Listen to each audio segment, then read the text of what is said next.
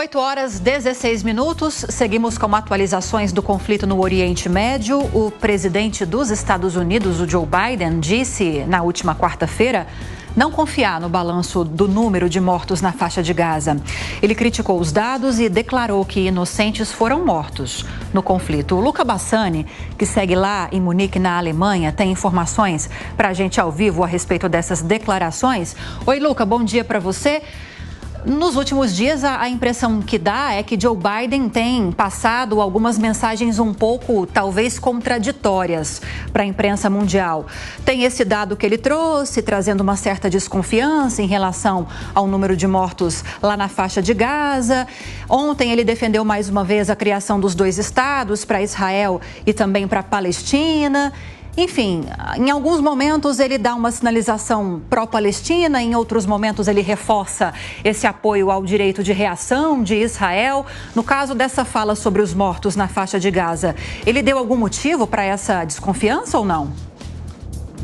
Olha, Lívia, ele por enquanto não deu um motivo por não acreditar esses números. Bom dia a você, ao Rafael e a todos que nos acompanham. Nós vemos que durante os últimos dias o número de mortos na faixa de Gaza tem aumentado consideravelmente. A última atualização que foi liberada pelas autoridades sanitárias da faixa de Gaza, que acaba sendo de fato o Hamas, são mais de 6.700 mortos, dos quais 2.500 são crianças. Nesse sentido, o presidente Joe Biden, quando perguntado sobre o alto número de civis mortos na faixa de Gaza, disse que com certeza civis morreram, mas não dá para se confiar nos dados que são divulgados pelo Hamas, considerando seus interesses também geopolíticos, midiáticos nessa guerra. De qualquer maneira, a gente vê que as imagens provenientes de Gaza são realmente impressionantes, mas vale ressaltar que nenhum órgão independente de imprensa ou até mesmo alguma ONG que trabalha dentro da faixa de Gaza conseguiu confirmar esse alto número de mortos até o momento. De qualquer maneira, a gente vê que a catástrofe humanitária tem se alastrado pela faixa de Gaza por conta da falta de itens básicos, como a água, alimentos, remédios e principalmente combustível. Segundo as Nações Unidas, muitas das organizações humanitárias dentro da faixa de Gaza deverão paralisar as suas operações por conta da falta do combustível, o que deixa exatamente os geradores sem funcionamento, os purificadores de água, entre tantas outras coisas essenciais. Israel não permite a entrada de combustível porque acha que esse seria tomado pelo Hamas para a realização de novos ataques contra o próprio Israel. Inclusive, em uma mensagem no Twitter, no atual X, disse que caso a população de Gaza queira combustível, os militantes do Hamas, os terroristas do Hamas, têm em seu controle mais de 500 mil litros de combustível, então eles deveriam pedir aos próprios governantes de Gaza este bem tão essencial. A gente vê que a questão midiática, a questão de acusações tem sido muito forte nessa guerra, seja de um lado, seja de outro, com várias entrevistas, e agora o presidente Biden tem sido inclusive cobrado pelo Conselho das Relações Islâmicas Americanas dentro dos Estados Unidos para que se desculpe por duvidar do número de mortos em Gaza. A gente vai continuar acompanhando e atualizando a nossa audiência ao longo desta quinta-feira também. Eu até mencionei que parece talvez um pouco contraditória essa declaração ao que ele vem defendendo, porque embora os Estados Unidos reconheçam o direito e o dever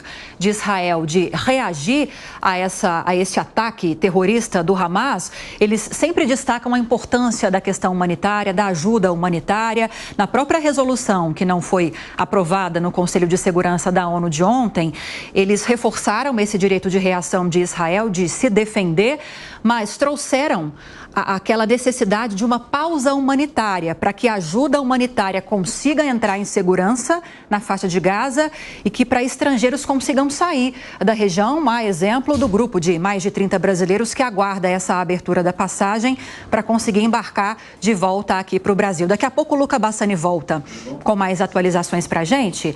Vamos mostrar mais uma vez imagens ao vivo lá da faixa de Gaza, de Israel. Essa imagem que você está acompanhando agora é na fronteira do Líbano, do sul do Líbano, com o norte de Israel. Aquela fumaça ao fundo dessa imagem é uma fumaça pesada, cinza, continua naquela região. Não se sabe se ainda é é fruto de um bombardeio que aconteceu mais no começo da manhã, porque a gente está acompanhando essa imagem, essa fumaça desde o início do dia, ou se trata de um novo bombardeio que tenha acontecido nessa região.